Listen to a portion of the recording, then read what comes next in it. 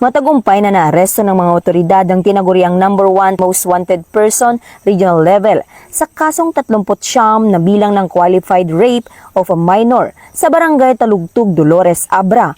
Nito lamang ika-18 ng Agosto taong kasalukuyan.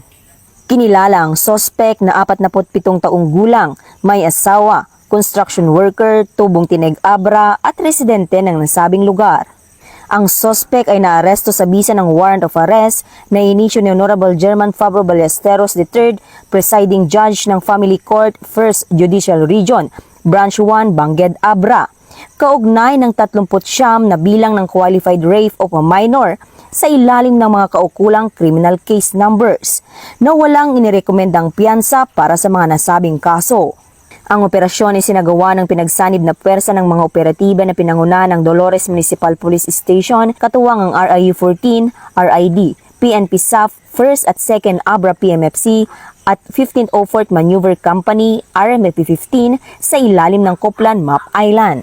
Ang nasabing sospek ay kasalukuyan nang nasa kustodiya ng Dolores Municipal Police Station para sa kaukulang dokumentasyon bago ito i-turn over sa kinauukulang korte.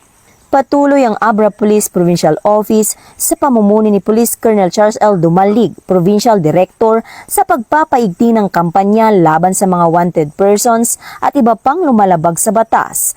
Layunin ng Abra PPO na matiyak ang kaligtasan at seguridad ng bawat Abreño at mapanatili ang kapayapaan sa buong lalawigan, tungo sa isang ligtas, maayos at mapayapang bagong Pilipinas.